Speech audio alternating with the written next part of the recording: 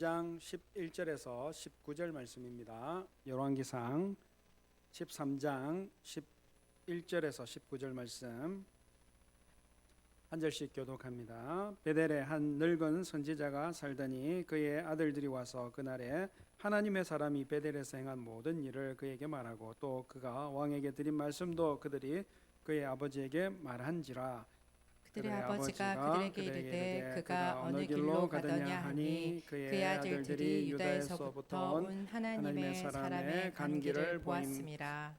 그가 그의 아들들에게 이르되 나를 위하여 나귀 안장을 지우라. 그들이 나귀 안장을 지우니 그가 타고 하나님의 사람을 뒤따라가서 상수리 나무 아래에 앉은 것을 보고 이르되 그대가 유다에서 온 하나님의 사람이냐 대답하되 그러하다. 그가 그 사람에게 이르되 나와 함께 집으로 가서 떡을 먹으라. 대답하되 나는 그대와 함께 돌아가지도 못하겠고 그대와 함께 들어가지도 못하겠으며 내가 이곳에서 그대와 함께 떡도 먹지 아니하고 물도 마시지 아니하리니. 이는 하나님의 말씀이 여호와의 말씀이 내게 이르시기를 내가 거기서 떡도 먹지 말고 물도 마시지 말며 또 내가 오던 길로 돌아가지도 말라 하셨음이로다. 그가 그 사람에게 이르되 나도 그대와 같은 선지자라. 천사가 여호와의 말씀으로 내게 이르기를 그를 내 집으로 데리고 돌아가서 그에게 떡을 먹이고 물을 마시게 하라 하였느니라 하니 이는 그 사람을 속임이라. 19절입니다. 이에 그 사람이 그와 함께 돌아가서 그의 집에서 떡을 먹으며 물을 마시니라. 아멘. 내일 제가 그곳에 있어서 꼭 그렇게 광고를 드리는 건 아니고요. 내일 중부노회 족구대회가 있습니다.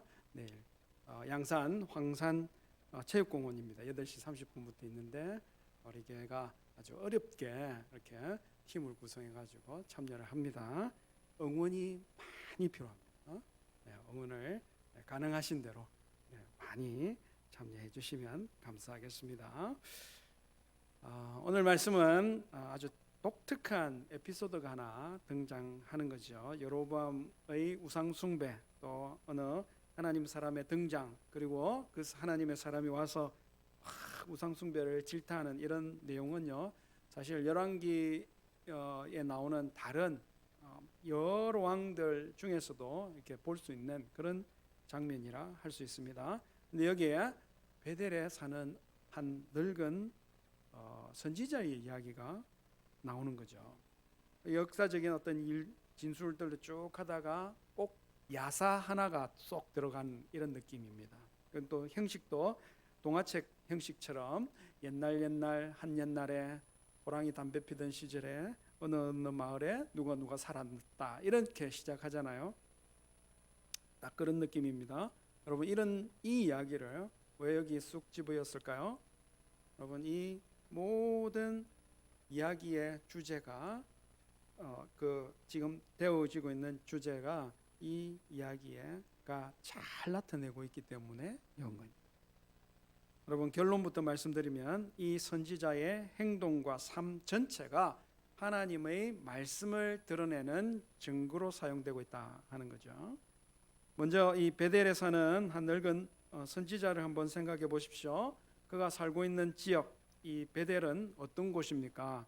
여러분 여로보암이 예루살렘 성전으로 이렇게 절기를 지키러 가는 이 북이스라엘 백성들을 보면서 야 이러다가는 내 왕위는 고사하고 내 목숨도 위태롭겠다 그렇게 생각했겠죠. 그래서 절기 지키러 가는 예루살렘에 가지 말고 절기를 따로 지켜라 하고 정한 곳이 바로 베델.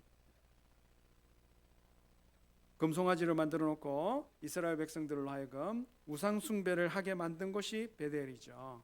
여로보암이 하나님을 섬기는 제사장과 레위 사람들을 다 폐해버리고 일반인 누구든지 제사장을 하고 싶으면 지원하는 사람 저기 번제물 하나만 갖고 오면 다 시켜주는 그렇게 만들었습니다. 그래서 북이스라엘에서 할 일을 잃은 이 제사장과 레위인들이요 전부 다 그 남유다로 다 집 땅 다 넣고 기업을 버리고 이사 다 내려온 겁니다.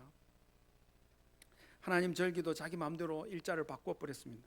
자기 마음대로 분양하고 자기 마음대로 절기를 지키라 이렇게 만듭니다. 자기가 살고 있는 이 베델에서 정말 이런 엄청난 일들이 벌어지고 있는데 선지자라고 하는 사람이 아무 소리도 하지 않고 있어요. 아무 소리도 하지 않고 있어요. 게다가 그 아들들이요, 하나님 사람이 이렇게 나타나서 이렇게 합시다, 합디다 하고 막 이게 늙은 선지자에게 와서 얘기해주고 있잖아요. 그 말은 뭡니까? 이 늙은 선지자의 그 아들들, 사실 이제 아들들이라고 표현했지만 예전에 선지자들의 아들들이라고 표현하는 것은 그의 제자일 수도 있습니다. 그들의 제자도 그렇게 표현하는 거죠. 어쨌든 제자이든 육신적인 아들이든 간에 그 아들들이 그 여로보암이 그 하고 있는 그 우상숭배의 축제의 장에 참여하고 있었다는 겁니다. 자기는 늙어서 참여하를 못할 수도 있고요. 어쨌든 그 아들들 혹은 그 제자들이 여로보암이 금송아지 만들어 놓고 예배하도록 만든 그 축제, 그 절기를 지키는 그 장소에 참석시키고 있었다 하는 것은 다분히 의도적으로 여로보암의 우상 숭배를 묵인하거나 동조하고 있었다라고도 할 수 있는 것이죠. 여러분, 이런 사람을 선지자로 부를 수 있을까요? 베델에서 이 여로보암의 일에 대하여 침묵하고 심지어는 암묵적으로 이렇게 동조하고 있는 사람이 여러분 정말 참 선지자라고 할 수 있을까? 근데 성도들도 마찬가지라는 거죠. 교회도 세상에 대해서 그것을 그런 질문이 있을 때가 있습니다. 오늘 새벽에 서 목사님께서 이 우리 교단의 이야기를 잘 언급해 주셨잖아요. 신삽참배를 강요당할 때 주록 성도들이요 정말 일사각오로 그걸 반대했었습니다. 황국 신민으로서 국가 의례다. 그것은 우상숭배가 아니라 신사참배 이런 동방요배 같은 것은 해도 무방하다. 그렇게 했습니다. 신사참배를 가결하면 하는 그 총회에서 가결하고 선언문까지 낭독했습니다. 미리 준비한 거죠. 이렇습니다. 신사는 종교가 아니며 기독교 교리에도 어긋나지 않는 애국적 국가의식이기에 솔선하여 국민정신총동원에 적극 가담하여 참가하여 황국 시민으로서의 정성을 다해달라.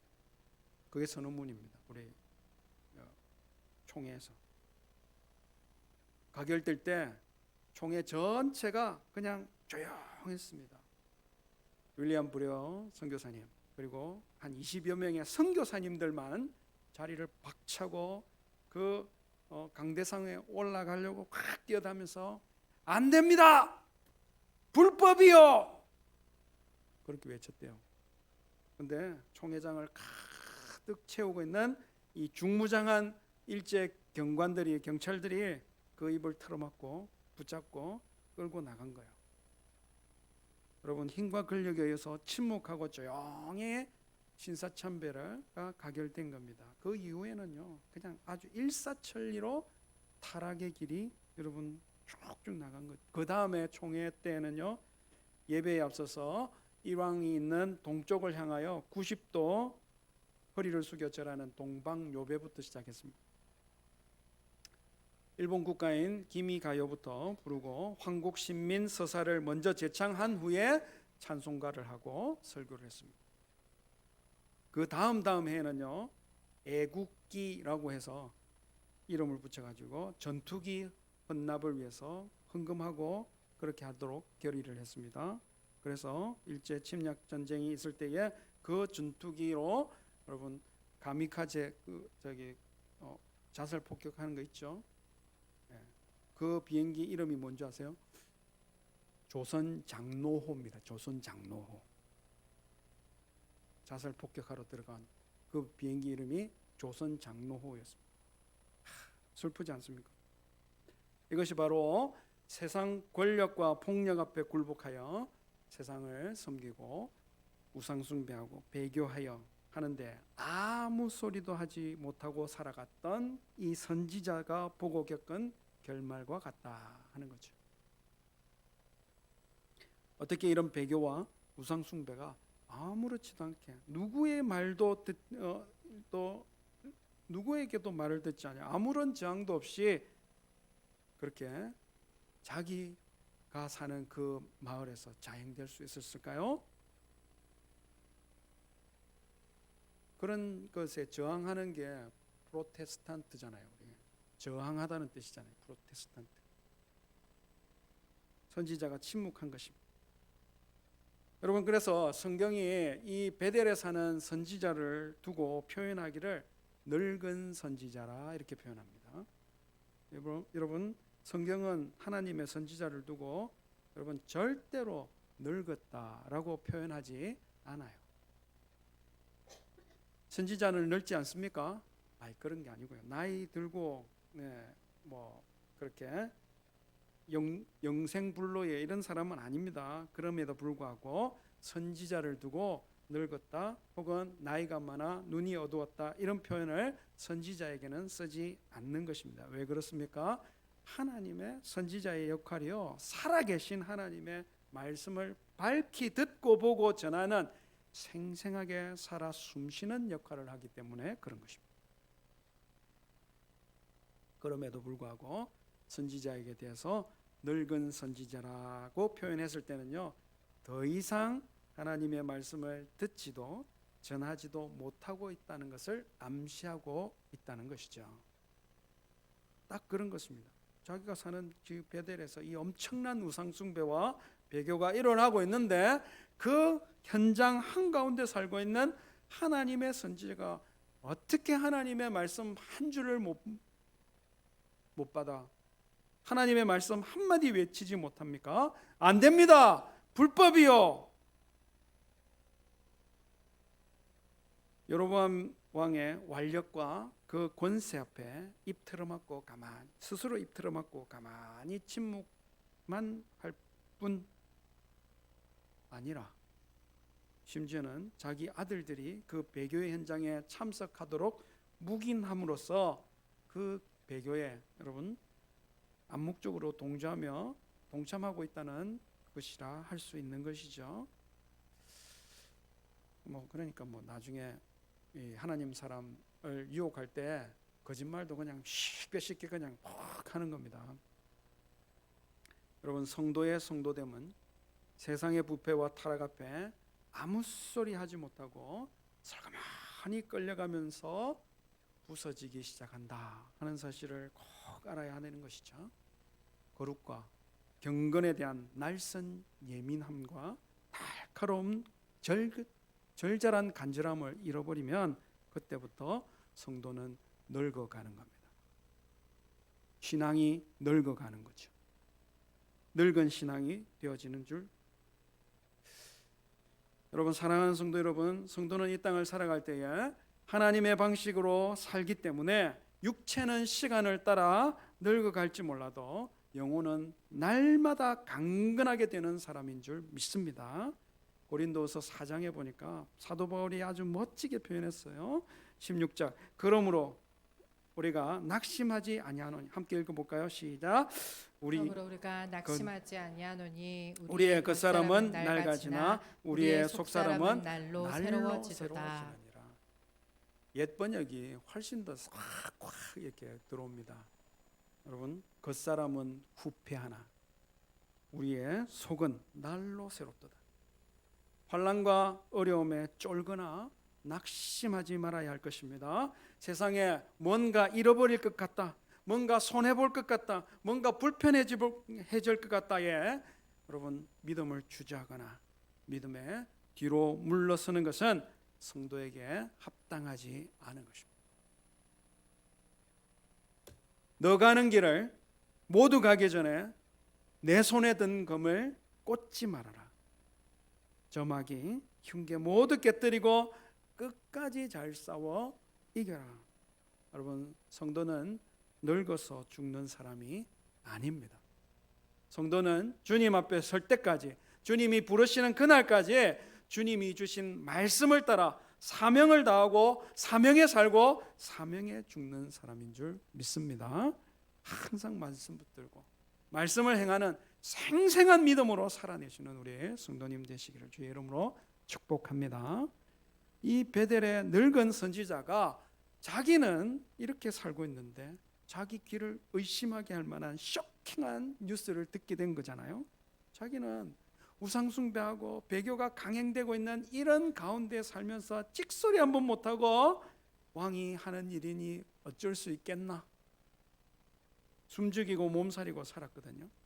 그런데 그 여로보암의 성대하게 열은 그 절기 행사를 다녀온 자기 아들들이 기절초풍할 정말 그런 이야기를 들려주는 것입니다. 왕이 직접 그 절기 행사를 막 거창하게 치르고 있는데 한순간 어느 한 사람이 나타났습니다. 딱 압니다. 아, 남유다에서 왔네. 어떻게 알 수 있을까요? 말을 들으면 알잖아요. 예. 이렇게 우리도 전라도 사람이 경상도 오면 금방 알죠. 경상도 사람이 전라도 가도 금방 압니다. 그런 거잖아요. 이렇게. 예. 그래 금방 남유다에서 온 사람이네. 근데 그 하는 말이 하나님의 사람이죠. 여로보암 왕을 향하여 담대 외치는 것입니다. 열왕기상 위에 보면 열왕기상 13장 2절에 보면 다나 여호와께서 말씀하시기를 다윗의 집에서 요시야라 이름하는 아들이 날 것인데 제가 너를 그 분양하는 산당 제사장 내 위에서 제사 지내고 사람 뼈로 내 위에 불사르리라. 그리고 그날 징조도 다 막 이렇게 선언합니다. 제단이 갈라지고 제가 쏟아질 것이다. 정말 제단이 갈라지고 제가 제단에서 다 쏟아지거든요. 화가 막 난 이 여로보암 왕이 저놈 잡아라 이랬겠죠. 저놈 잡아라. 그랬는데 그 손이 굳어버렸어요. 손이 말라버렸어요. 깜짝 놀라서 왕도 깜짝 놀랐죠. 자기 손이 그러니까 은혜를 구하고 하나님께 좀 기도해서 다시 손이 좀 성하게 해주십시오. 그랬더니 그 하나님의 사람이 기도했습니다. 그랬더니 풀려가지고. 야, 그런 기적을 맛본 이 왕의 태도가 확 바뀌지 않습니까? 하나님의 사람이요 이렇게 나와 함께 집에 들어가셔서 왕궁에 들어가셔서 제가 잔치도 하고 예물도 드리겠습니다. 그랬더니 이 하나님의 사람이 아주 단호하게 확 거절합니다. 집에서 당신 왕의 집 절반을 준다 해도 나 왕하고 안 갑니다. 떡도 안 먹습니다. 물도 안 마십니다. 하나님의 말씀이 내게 그리 명령했습니다. 그리고는 왔던 길 아니고 다른 길로 확 하는 것 같습니다. 완전히 멋있지 않습니까? 이런 얘기를 그냥 선지자가 듣고 있다면 요즘 SF 영화 보는 것 같이 아주 박진감이 넘칠 겁니다.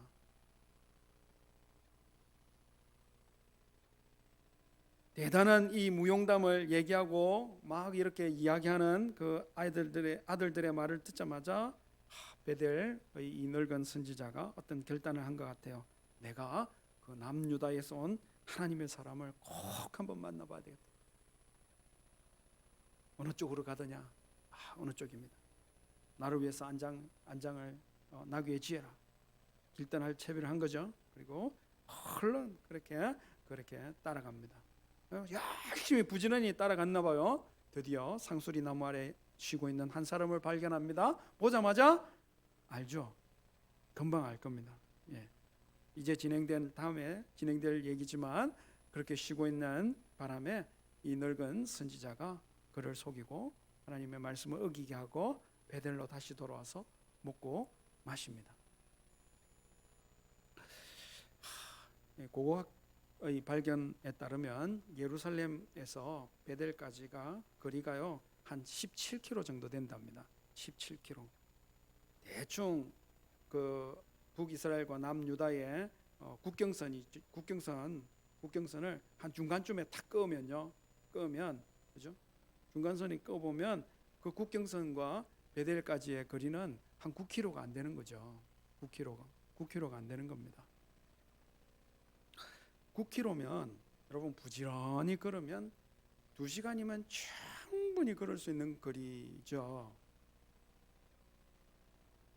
제가 요즘 살이 허리띠의 경계선을 넘어올 것 같은 그런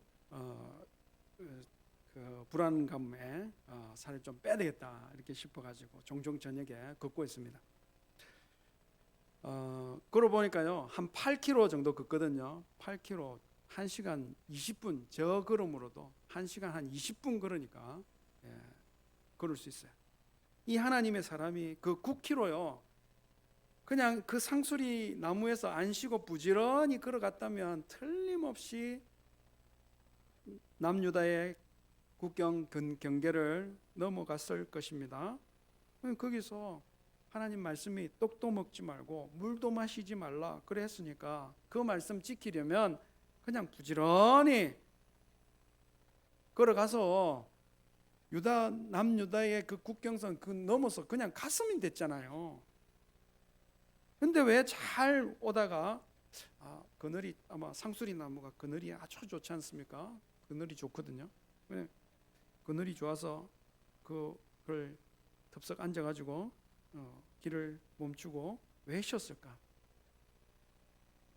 여러분 하나님이 하라 주신 그 일을 다 끝내지 않았는데 다른 일에 눈을 돌리기 시작하면 언제든지 세상 유혹과 시험에 빠질 가능성이 스물스물 생긴다는 사실을 꼭 기억해야 되는 것입니다. 다윗이 언제 미혹을 받습니까? 왕들은 다 출전하는데 자기 혼자 궁에 남았어요. 낮에 실컷 낮잠을 잤나 봅니다. 성경에 보니 저녁 때에 침상에서 일어나 왕궁 옥상을 거닐었다 하여. 그럴 때 왕궁 옥상에서 저녁 노래 저녁 이렇게 하는데 불빛 보니까 어떤 여인이 다 목욕을 이렇게 요염하게 하고 있네요. 여러분 그렇게 봐가지고 안 예쁜 여인은 아무도 없습니다. 이 세상에. 동의하시죠? 그렇게 보면 성경에 보니까 심히 아름다워 보이니라. 그렇게 보는 게 뱀의 유혹을 받고 하와가 그 선악과를 봤을 때하고 똑같아요. 나무를 보니 먹음직도 하고 보암직도 하고 지혜롭게 할 만큼 탐스러워 보인지라. 여러분 다 그렇게 미혹에 들고 죄에 빠지게 되는 것입니다. 어느 때예요? 하라고 하는 것 집중하여 끝까지 하지 아니하고 잠시 쉬자, 잠시 한숨을 돌리자, 이런 사이에 그래 된다고요. 여러분 마귀가 얼마나 그런 타이밍을 기가 막히게 잡는지 모릅니다. 우리가 탈선하고 우리가 타락하고 우리가 헛된 길로 가고 우리가 하던 일을 놓치게 만드는 그런 기회를요 마귀가 크게 기회를 보는 게 아니에요. 아주 사소합니다.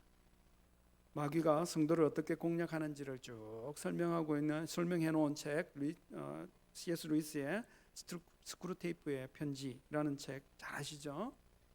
혹시 읽어보신 분도 시간 되시면 한 번 더 읽어보시면 좋겠고, 혹시 아직 안 읽어보신 분들은 꼭 한번 읽어보시길 바랍니다. 거기 보면 이런 종류의 이야기가 나와요. 성도를 환자라고 하잖아요. 환자가 도서관에 앉아가지고 책을 읽었는데 진리를 깨닫기 시작하면서 하나님과 깊은 만남이 시작될 것 같은 순간이 딱 온 겁니다. 이걸 어떻게 막지? 어떻게 막을까요? 의외로 간단한 거죠. 그렇게 생각을 하나 쑥 집어였는데 어떤 생각을 집어였느냐? 야, 이런 중요한 거는 점심 먹고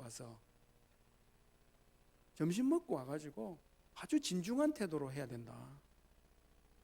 그렇게 그 생각 싹 하나 집어여주면요, 책 딱 듣고 나가는 겁니다. 점심 먹으러 나가요. 점심 먹으러 딱 도서관을 나가는 순간 지문팔이 소년을 통해서 호해요 이렇게 하면요, 그거 딱 보고 거기에 정신 팔리고 뭐 마차 지나가고 그러면서 하나님과 만남을 가져지려고 했던 그 깊은 진리의 깨달음은 언제적 얘기인지 그냥 싹 사라지는 겁니다. 여러분 사명을 위한 일에 멈추지 마시기를 바랍니다.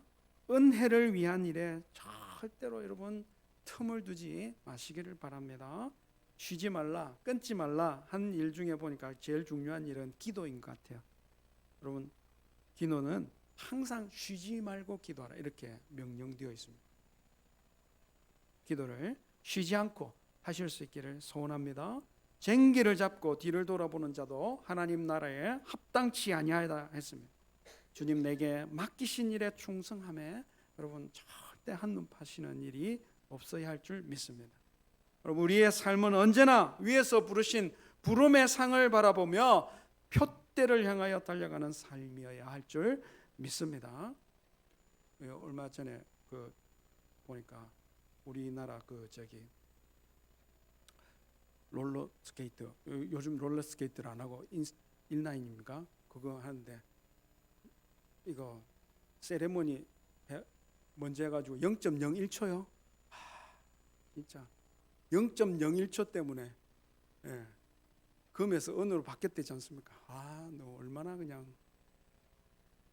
영적인 사명을 감당하기에 한순간도 여러분 틈을 주지 아니하는 충성된 우리의 성도님들 다 되시기를 주의 이름으로 축복합니다. 상수리 나무 아래에서 쉬고 있는 하나님의 사람을 발견하자마자 늙은 선지자가 묻습니다. 그대가 유다에서 온 하나님의 사람이냐?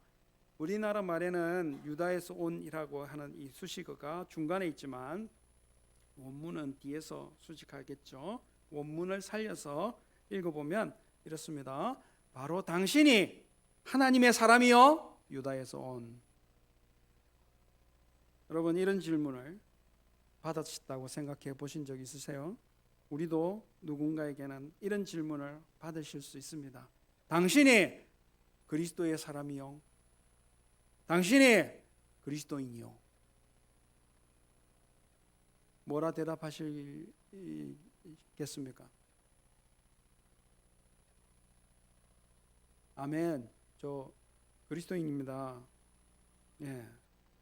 거기서 끝나면 좋겠는데 여러분 세상이요 거기서 끝나지 않아요. 그래요? 그러면 당신이 그리스도인인지 한번 증명해 보십시다. 이런다니까요. 어떻게 증명됩니까? 당신이 정말 하나님의 사람이냐고 질문을 받자 그 하나님의 사람이 자기가 그렇다라고 대답합니다. 그런데 이 늙은 선지자가 이상하게 꼬인 말을 하기 시작해요. 나와 함께 집으로 가서 떡을 먹읍시다. 이미 거기서 들었잖아요. 어떤 얘기가 오갔는지 벌써 들었으니까 지금 이 말로 하는 겁니다. 안 됩니다. 하나님 말씀에 여기서 떡도 먹지 말고 물도 마시지 말라 했습니다. 그렇게 분명히 얘기했어요. 얘기했는데 이 늙은 선지자가 더 고단수인 것 같아요. 아주 교묘하게 거짓말합니다. 나도 선지자요. 방금 천사 통해서 메시지가 왔어요. 그 사람 물 마시게 하고 그 사람 떡 먹이고 피로를 좀 씻겨줘라. 그렇게 메시지가 왔대. 그래요? 정말 그렇습니까? 안 그래도 지금까지 떡도 못 먹고 물도 못 마시고 여기까지 왔고 여로보암 왕이 예물 준다 한 것도 마다하고 왔는데 그러세요? 새로 왔대요. 메시지가. 그리고는 확인도 아니하고 휘리릭 그 늙은 선지자를 따라갑니다. 여러분, 당신이 하나님의 사람이십니까? 대부분 시험의 형태가 이런 식으로 오는 거죠. 40일 금식하시고 마귀에게 시험 받으실 때 예수님을 시험하던 그 시험하는 자가 말이 비슷하잖아요. 네가 하나님의 아들이야? 그러면 돌들로 떡을 만들어 먹어봐. 네가 하나님의 아들이야? 여기서 뛰어내려봐. 심지어 하나님의 말씀을 인용하기까지 합니다. 누가복음 4장 10절 11절에 보니 기록되었으되 하나님이 너를 위하여 그 사자들을 명하사 너를 지키게 하시리라. 또한 그들이 손으로 너를 받들어 내 발이 돌에 부딪히지 않게 하시리라. 말씀까지 인용하면서 예수님이 하나님의 아들이심을 증명해야 될까요? 유혹이 그렇게 오는 겁니다. 놀라운 일을 행하여야 너를 하나님의 아들로 증명될 거다. 이렇게 지금 전제가 깔렸기 때문에 이게 시험거리요 유혹거리가 된 것입니다. 하나님의 아들은 어떻게 증명되나요? 하나님의 말씀대로 삶을 통하여 증명되는 줄 믿으시기 바랍니다. 그냥 하나님의 하라고 하시는 대로 사는 거예요. 늙은 선지자가 하나님의 사람이 그가 받은 하나님의 말씀을 가지고 비틀어서 시험한 이유가 뭡니까? 정말 그가 하나님의 사람인지를 알고 싶었기 때문일 수 있습니다. 당신이 하나님의 사람이냐? 자기는 선지자인데 하나님 말씀을 놓치고 살거든요. 하나님의 말씀을 선포하지도 못하고 살고 있거든요. 하나님의 말씀대로 살지 못하고 있거든요. 그러니까 이 사람은 정말 하나님의 말씀대로 사는지 그거 어쩌면 알고 싶었을 수도 있는 겁니다. 세상은 언제나 교묘한 속임수로 성도의 성도됨을 꺾어 놓으려고 한다는 사실을 꼭 여러분 기억하실 수 있기를 바랍니다. 정말 그리스도인이십니까? 그러하시다면 오직 하나님 나에게 주신 말씀 붙들고 끝까지 말씀 지키며 살아야 할 줄 믿습니다. 세상은 그 말씀을 위협함으로 지키지 못하게 하려고 들 수 있습니다. 세상은 그 말씀을 비틀어 속여서 그 말씀 지키지 못하게 하려고 들 수도 있습니다. 단호한 결단으로 선명한 분별력으로 하나님의 말씀을 온 삶 가운데 지켜내어 하나님의 백성됨을 증명해내실 수 있는 우리 성도님들 다 되시기를 주의 이름으로 축복합니다. 한번 이렇게 결단하면서 기도하면 좋겠습니다. 하나님, 세상의 위협과 환경으로 인한 두려움 때문에 무엇인가 잃을 것 같고 무엇인가 놓칠 것 같고 무엇인가 어려워질 것 같다는 두려움, 염려 때문에